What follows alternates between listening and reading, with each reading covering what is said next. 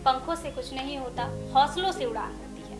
आज मैं आपको एक ऐसी ही शख्सियत से मुलाकात कराऊंगी जिनके सपने बहुत ज़्यादा ऊंचे थे, जो एक फैमिली बैकग्राउंड जो उनकी थी, बिजनेसमैन की थी, लेकिन उन्होंने अपना जो मन बनाया वो कुछ अलग करने का मन बनाया। पहले वो वीजे थे, आरजे भी रहे और एक जर्नलिस्ट के तौर पे दैनिक भास्कर में काम भी किया।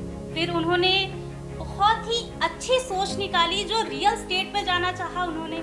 उसके बाद फिर उन्होंने एक ऐसा कारनामा किया जिसकी वजह से पूरा इंदौर आज उनको जानता है। रोम के प्रोजेक्ट पे उन्होंने काम किया है। मैं बात कर रही हूँ निकेत मंगल जी की, जो एनएम के डायरेक्टर हैं। तो चलिए जानते हैं उनकी स्टोरी उनसे ही। बहुत बहुत स्वागत है सर आपका। Thank you so much Jyoti. Sir, आपने जो अपने करियर की शुरुआत की, स्टार्टिंग आपने एक आरजे के तौर पे किया, उसके बाद फिर पीजे रहे आप और दैनिक भास्कर में एज अ जर्नलिस्ट के तौर पे काम किया, लिखना भी आपने शुरू किया, इंटरव्यूज भी लिया आपने। कभी आपने ऐसा सोचा कि आपका भी कोई इंटरव्यू लेगा? ज्योति, ऐसा तो मैंने उस समय तो कभी भी नहीं सोचा था कि मेरा भी एक मौका ऐसा आएगा जब मेरे लोग इंटरव्यू लेंगे। लेकिन हाँ, मुझे मेरी सोच हमेशा बड़ी थी। मैंने हमेशा, जब मैं काम कर रहा था, तब जब मैं वीजे था तब मैं सोचता था कि मैं देश का सबसे बड़ा एंकर बनूंगा। जब आरजे था तब मैंने सोचा था कि मैं सबसे बड़ा आरजे बनूंगा। उसके बाद जब मैं रियल स्टेट में आया हूँ तो मैं आज सोचता हूँ कि मैं आज सबसे बड़ा रियल स्टेट डेवलपर बनूंगा, जो कि सबसे ईमानदारी से काम करे। तो मैंने हमेशा अपनी सोच जिस भी फील्ड में रहा उसमें बड़ी रखी। रियल स्टेट में आपका नाम बहुत बड़ा हो चुका है सर, जैसे कि एनएम ग्रुप आज की डेट में बहुत बड़ा नाम हो गया है। तो इसकी शुरुआत कैसे, मोटिवेशन कहाँ से मिला? क्योंकि आपके जो फैमिली बैकग्राउंड है, बिजनेसमैन रहे हैं आपके पिता, लेकिन रियल स्टेट में आपका कोई बैकग्राउंड नहीं था। तो इसकी शुरुआत कहाँ से? दिल से पूछोगे तो ज्योति, हम हैं बनिए, है ना।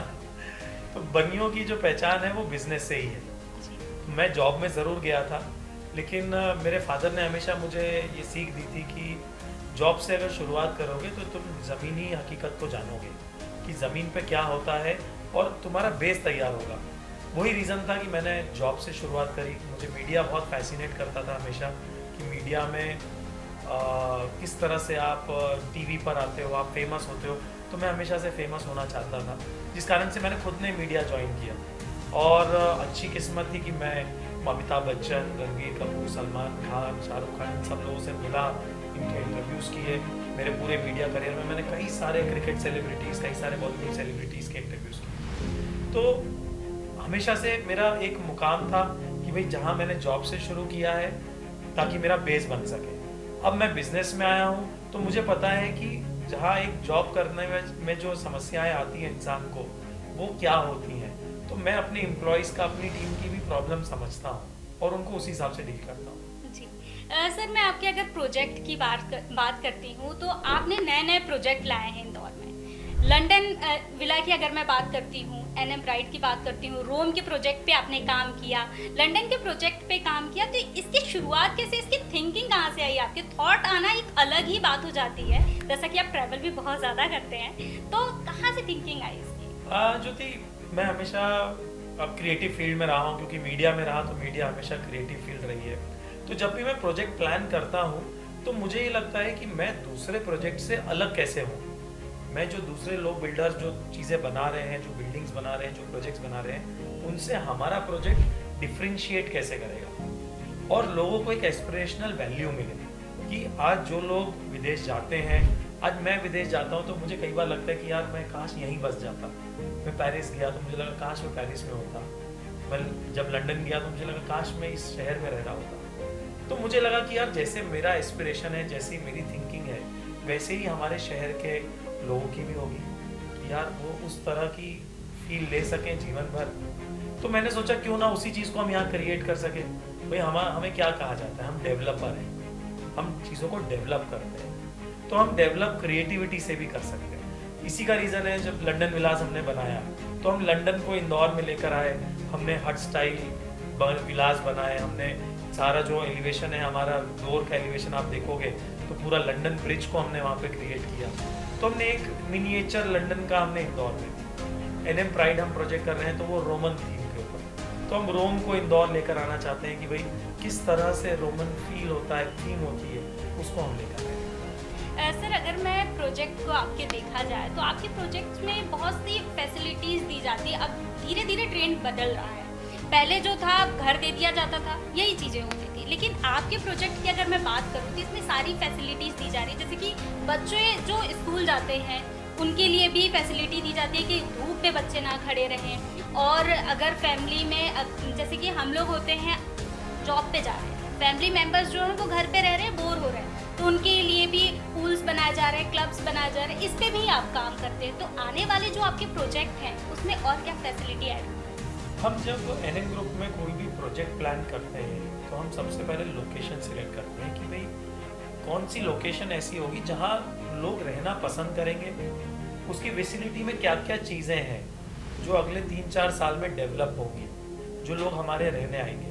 सबसे ज़्यादा ज़रूरी मेरी टीम, मेरे आर्किटेक्ट्स, मैं खुद, हम जब टेबल का क्रॉस बैठते हैं, जब हमारी बोर्ड मीटिंग्स होती हैं, तो हम ये ध्यान रखते हैं कि हम उनको मकान नहीं बेचें, हम उनको घर नहीं बेचें, हम उनको लाइफस्टाइल बेचें। एनएम ग्रुप में हम लोग सिर्फ और सिर्फ फोकस करते हैं लाइफस्टाइल सेलिंग पे, कि कोई इंसान वहाँ पे आके रह रहा है तो वो इतना राजा की तरह फील करे कि उसको मज़ा आए वहाँ रहने में, उसको घर जाने में मज़ा आए, उसको बच्चे उसके अगर हों तो उन बच्चों को इंजॉयमेंट मिले, उसकी वाइफ है, उसके पेरेंट्स हैं, तो हर मेंबर को ध्यान में रखते हुए हम प्रोजेक्ट की प्लानिंग करते हैं। जैसे अगर घर में ओल्ड एज है तो उनको शाम को बैठना पसंद है, उनको गप्पे मारना पसंद है, उसके लिए हमने एनएम प्राइड में एम्फी थिएटर बनाया है। वहाँ पर अगर ग्रैंड पेरेंट्स है वो अपने बच्चों को लेकर आए हैं तो एम्फी थिएटर में बच्चे खेल सकते हैं, वहीं पे ग्रैंड पेरेंट्स बैठ के गप्पे मार सकते हैं, उनकी नज़र भी रहेगी, बच्चों की सिक्योरिटी रहती है, तो क्लोज कवर्ड कैंपस होते हैं। ऐसी कई सारी एम्यूनिटीज़ हम रखते हैं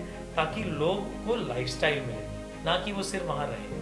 जी, जब हम घर खरीदने का सोचते हैं तो ये बहुत बड़ा डिसीजन हो जाता है एक मिडिल क्लास के लिए, किसी के लिए भी, क्योंकि अपनी पूरी पूंजी लगा रहे हैं हम। लेकिन आज के समय में अगर मैं रियल स्टेट की बात करूं तो कहीं ना कहीं धोखाधड़ी भी हो रही है, फर्जीवाड़े भी हो रहे हैं, और बहुत सारे फर्जीवाड़ों के चक्कर में लोग घर खरीदने में, किसी पे ट्रस्ट करने में कतराते हैं, डरते हैं। तो आप क्या कहना चाहेंगे इस?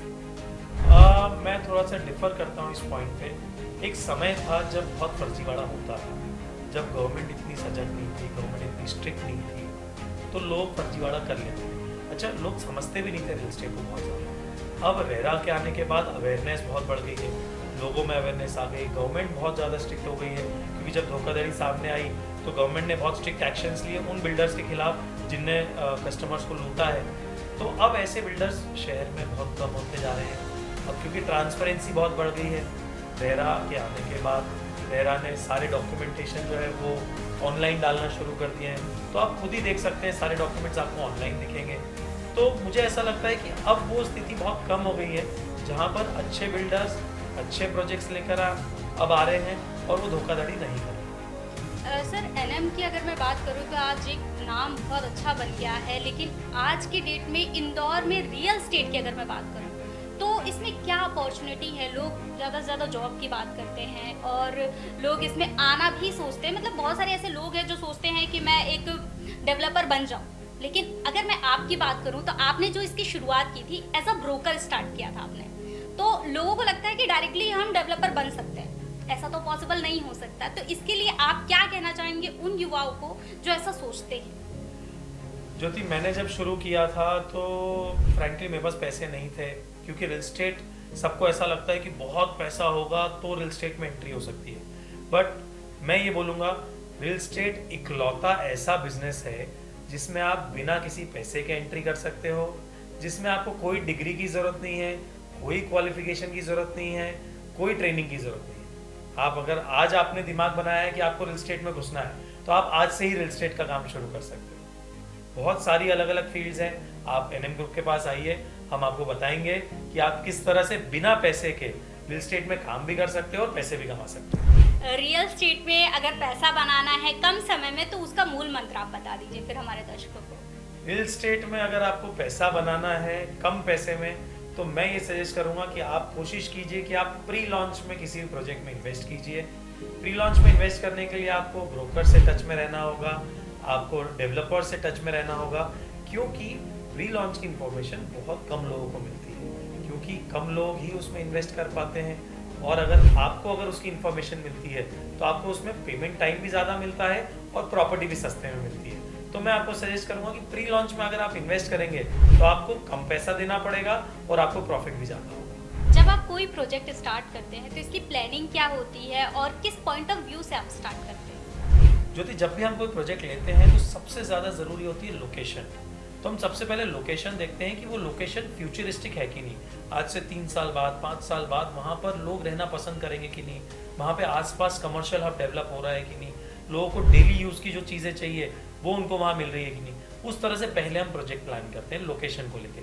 उसके बाद सेकेंड स्टेप पर आता है कि लोग किस टिकट साइज में, किस बजट में वहाँ पर लोग इन्वेस्ट करना पसंद करेंगे, ताकि जो हमारे इन्वेस्टर्स हो इनिशियल उनको अच्छा प्रॉफिट भी मिले, जो हमारा रियल यूज़र आए उसको अच्छी जगह मिले रहने के लिए, उसको बजट में भी मिले। तो हम फिर उसकी एमिनिटीज़ प्लान करते हैं कि वहाँ हम कितना एक्सपेंस कर सकते हैं, जो डेवलपमेंट हम करेंगे, जो हम एमिनिटीज़ देंगे, जिस रेट में हम बेचेंगे, वो सारी चीज़ें जब प्लेट पर आती हैं उसके बाद हमारे आर्किटेक्ट के साथ, हमारी सिविल टीम के साथ, सेल्स टीम के साथ हम बोर्ड मीटिंग होती है हमारी, उसमें हम प्लान करते हैं कि ये प्रोजेक्ट का फ्यूचर क्या होगा, कैसे हम सेल करेंगे, कैसे हम बनाएंगे, कैसे हम उसको प्रोजेक्ट करेंगे, कैसे मार्केटिंग होगी उसकी।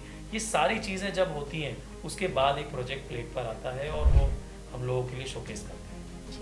अभी 2028 में सिंहस्थ आने वाला है, उज्जैन में सिंहस्थ होगा, वो बहुत बड़े लेवल पे किया जा रहा है, तो लोगों की क्या एक्सपेक्टेशन है रियल एस्टेट से?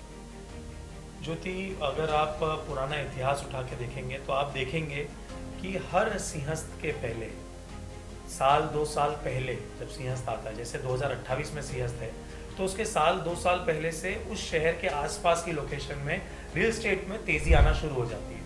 आज हम 2025 में बैठे हैं, 2026 दूर नहीं है। 2026 से 2028 में मेरी प्रिडिक्शन है कि इंदौर, उज्जैन, देवास, जो भी उज्जैन के आसपास के मार्केट्स हैं, वहाँ पर एक बार रियल एस्टेट में फिर बूम आएगा, क्योंकि उज्जैन शहर, इंदौर शहर वापस से पूरी देश की न्यूज़ में दिखने लगेगा। पूरा देश का फोकस उस पर आएगा, देश विदेश से लोग सिंहस्थ में आएंगे। सब जानते हैं कि सिंहस्थ में करोड़ों लोग आने वाले हैं, उनके रहने की, खाने की, आने जाने, फैसिलिटी, सब चीज़ों पे खर्चा होगा, तो वो पैसा हमारे शहर में आएगा और उसके बाद रियल एस्टेट फिर बढ़ेगा। तो मेरी प्रिडिक्शन है कि 2028 के 2 साल पहले 2026 से रियल एस्टेट एक बार फिर से बूम मारेगा, और अगर आपके पास मौका है तो आप रियल एस्टेट में इन्वेस्ट कर सकते हैं और अच्छा पैसा कमा सकते हैं। आपने जैसे कि 2011 में इसकी शुरुआत की थी, तो तब में और अब में क्या डिफरेंस देखने को मिल रहा है? क्योंकि पहले क्या होता था कि किसी भी काम को लेके हमको सरकारी दफ्तर जाना पड़ रहा है, बहुत सारी प्रॉब्लम्स फेस करनी पड़ती थी, तो अभी की क्या सिचुएशन है? मैं सबसे पहले धन्यवाद करना चाहूँगा हमारे सीएम डॉक्टर मोहन यादव जी का, कि उनने आते ही इतने सारे चेंजेस वो लेकर आए हैं रियल एस्टेट में कि हमको लग रहा है कि अब जाकर ease of doing business Indore शहर में और मध्य प्रदेश में हुआ है। इसी का कारण है कि बड़े बड़े डेवलपर्स जैसे गोदरेज अब इंदौर आ गया है। अभी तक कभी भी कोई बड़ा डेवलपर इंदौर नहीं आया था, क्योंकि ईज़ ऑफ डूइंग बिजनेस हुआ है, इसीलिए बड़े बड़े प्लेयर्स हमारे शहर आना चाह रहे हैं अब। तो इंदौर शहर अब ग्रो कर रहा है, बड़े डेवलपर्स भी इंदौर आएंगे और इंदौर खुद भी अपने आप में डेवलप करेगा। तो अभी सर मेरा लास्ट क्वेश्चन ये रहेगा कि जो अभी यूथ आना चाहता है, रियल एस्टेट स्टार्ट करना चाहता है या फिर किसी प्रोजेक्ट पे काम करना चाहता है, तो उसको आप क्या मैसेज देना चाहेंगे? जो यूथ रियल एस्टेट में आना चाहता है उनको मेरा मैसेज है कि आप रियल एस्टेट की स्टडी करना शुरू करो, प्रोजेक्ट्स की स्टडी करना शुरू करो, देखो किस तरह के प्रोजेक्ट्स प्लान हो रहे हैं, आप प्रोजेक्ट्स के ऊपर जाओ, क्या रेट में हो रहा है, उस लोकेशन की स्टडी करो। उसके बाद आप धीरे धीरे रियल एस्टेट की जो भाषा है उसको सीखो, स्क्वायर फीट क्या होता है, स्क्वायर इंच क्या होता है, स्क्वायर मीटर क्या होता है। इस तरह की जब आप लैंग्वेज सीखोगे धीरे धीरे आपको समझ आएगा कि रियल एस्टेट क्या होता है। एंड बिलीव मी, मेरे एक्सपीरियंस से मुझे ऐसा लगता है रियल एस्टेट से अच्छा बिजनेस पैसा कमाने के लिए पूरी दुनिया में नहीं है, क्योंकि आप अगर दुनिया में देखेंगे सबसे बड़े बिलियनियर्स, सबसे बड़े लोग सिर्फ और सिर्फ रियल एस्टेट से बने। So welcome to real estate. अगर आप आना चाहते हो रियल एस्टेट में, एनएम ग्रुप आपके साथ हमेशा खड़ा है। अगर आपको हमसे कोई जानकारी चाहिए या अगर आप हमसे कुछ सीखना चाहते हैं तो मैं हमेशा तत्पर हूँ। आप मुझे इंस्टा पर भी फॉलो कर सकते हैं और कोई भी अगर आपका सवाल है तो I will be more than happy to give that answer.